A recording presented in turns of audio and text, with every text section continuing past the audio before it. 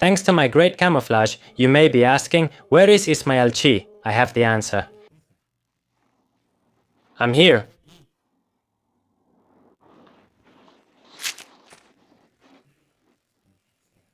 Camouflage is one of the most broken abilities in the entire animal kingdom. There are 7 types according to my thorough research, and today we're going to rank them based on their versatility and effectiveness, and I'm sure you won't guess which one is number 1. That's a tactic to keep viewers watching until the end. I hope it succeeds. Disclaimer: each type of camouflage is used by each animal according to its needs, and this is reflected in its environment and niche. This is entertainment, but obviously my opinion is absolute and I won't tolerate anyone thinking differently. That was sarcasm in case you didn't notice. You can have your own opinion, it doesn't matter. Starting the ranking, we have the worst of the worst, the trash of the trash, and sadly, in number 7 we have behavioral camouflage.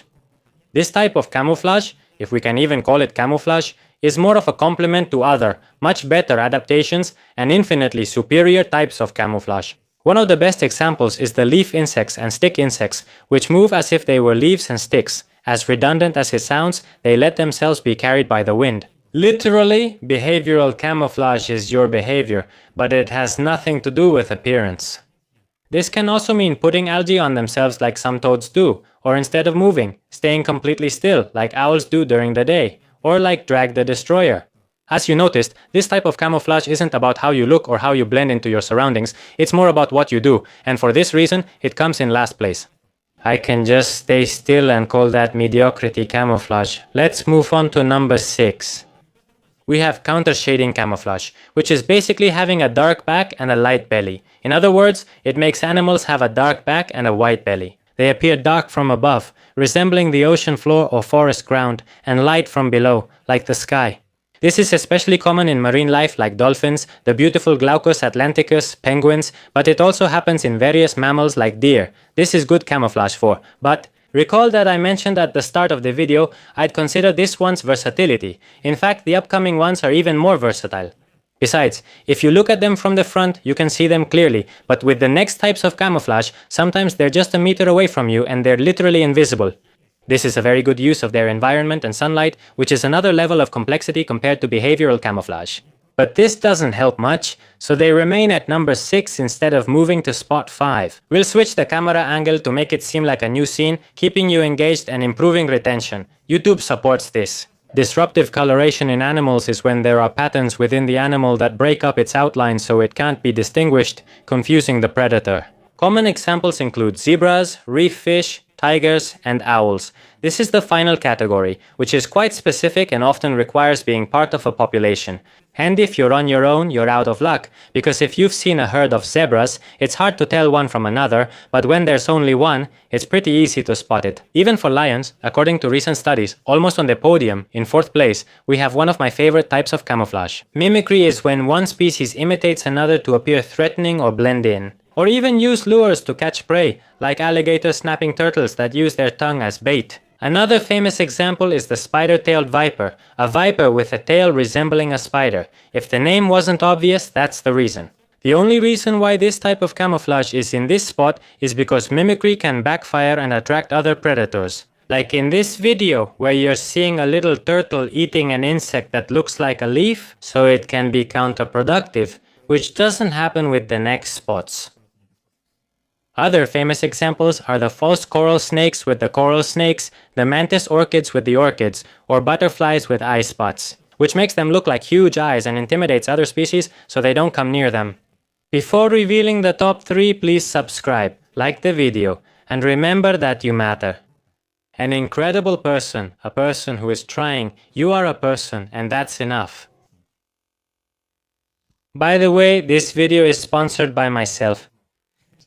Besides being a YouTuber, besides being a nature lover, naturalist, nutritionist, and clinician, I also do ceramics.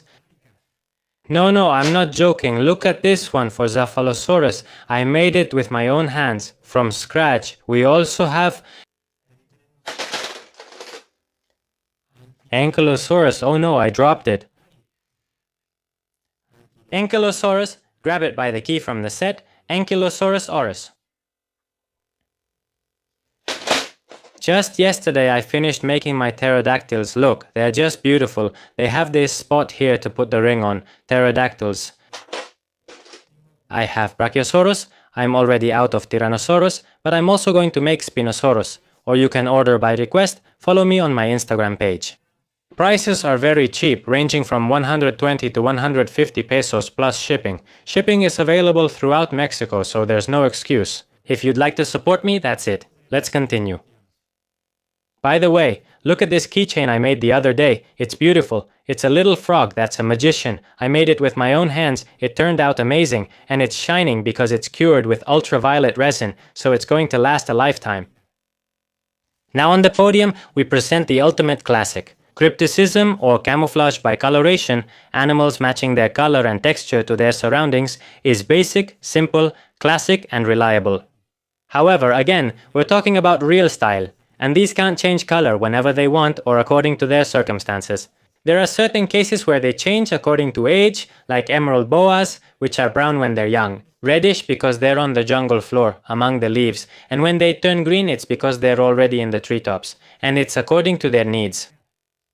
Actually, I could have discussed this camouflage separately, but for reasons I'll explain later, it's not very effective and ultimately becomes useless and outdated. Compared to the next ones, it's like an old generation of car. Like I said, it's classic, it's reliable, but there are updates coming out. The future is now, old man. With the silver medal, we now have seasonal camouflage. This is a beauty that appears in Arctic hares, Arctic foxes, reindeer and ermines. Their fur is brown in spring and summer, turning white in winter to blend in depending on the season. It's like they have cryptic camouflage at a higher level. I understand that crypticism. Maybe it doesn't need this adaptation because its environment may be stable, and each specimen is already adapted to its surroundings. But for me, seasonal camouflage is almost perfect, except for the fact that if you take this specimen out and put it somewhere else, our native system becomes obsolete. But do you think this happens with all types of camouflage? Obviously, if you're red and they put you in a white environment, you're going to stand out unless you can change your color at will. And this brings us to the best camouflage of all, active camouflage found in octopuses. Squids, cuttlefish, chameleons, and some fish can change their coloration according to their environment, thanks to various types of specialized cells such as chromatophores and iridophores, leucophores, and melanophores. This gives them the greatest versatility. No matter where they are, you might walk right by them and never realize you were close. So octopuses, besides being super intelligent, have one of the best adaptations. It's a shame they live so little, or maybe we should be thankful, because otherwise they would be invincible. By the way, I mentioned chameleons with this camouflage, but actually they don't do it at will. Like octopuses, these mainly rely on environmental temperature and hormones. Tell me in the comments, what's your favorite camouflage? What would you like me to talk about in the next video? And thank you so much if you stayed until the end, and since you did, I appreciate it. You earned the channel's legendary phrase along with me, and that's all. As I always tell you, remember to follow me and love nature. Thank you.